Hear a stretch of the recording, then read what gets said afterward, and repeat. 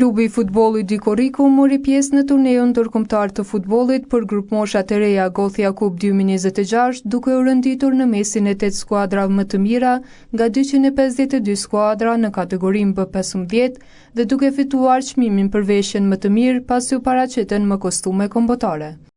Trajneri i ekipit U15, Art Rustemi, duke folur për Kosova Press, tregoi se rezultatet e arritura nuk kanë ardhur lehtë, pasi skuadra është përballur me kundërshtar të nivelit shumë të lartë nga vende të ndryshme të botës. Kundërshtarët kanë qenë mjaft cilësor, kena pas lojë shumë të forta atje.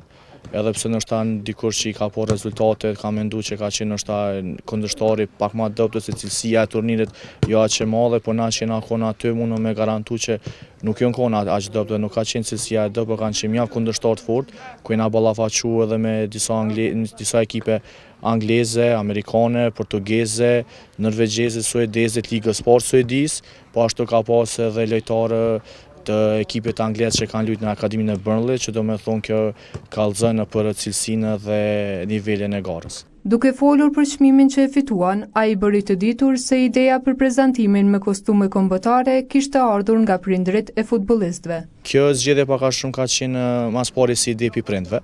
Do me thonë kanë marrë si ide diçka pak më koma kreative dhe me ranë sy atje tu e marrë parasysh që veshjet kombëtare datojnë prej një kohë shumë të lashtë edhe diçka një vlerë shumë e madhe kombëtare që ja ka vlejtë në qatë turnin me tëna ta njerëz, me tëna stadium aq të madh me umbush edhe me pa që Kosova edhe pse vend i vogël ka vlera edhe jashtë fushës po edhe brenda fushës. Kapiteni i ekipit Gen Stanovci tha se suksesi ishte rezultati i përgatitjeve të mira dhe punës së ekipit. Njëna kun edhe të përgatitëm fizikisht edhe taktikisht, fol trejnerit ton, edhe jena dollë shumë të knoqëm mas ati turniri.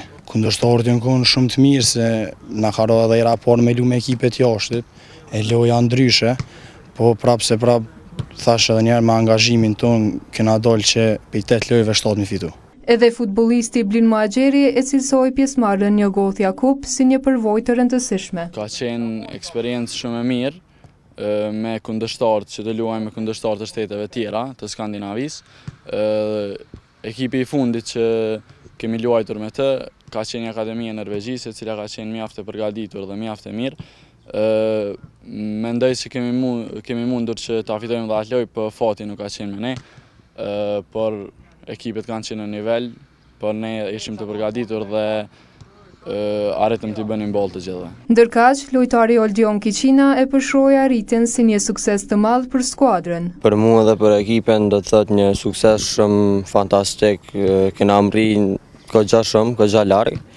Edhe pse u kon shumë zor se ka po të ekipe shumë forta, akademia të forta, por na kena jap maksimumin tonë edhe jena mundu me bëu krenar dhe prindë edhe klubin krejt. Suksesi i Dikorikut është vlerësuar si një dëshmi e cilësisë së futbollit të rinjeve në Kosovë dhe një promovim i sportit e identitetit të vendit në arenën ndërkombëtare.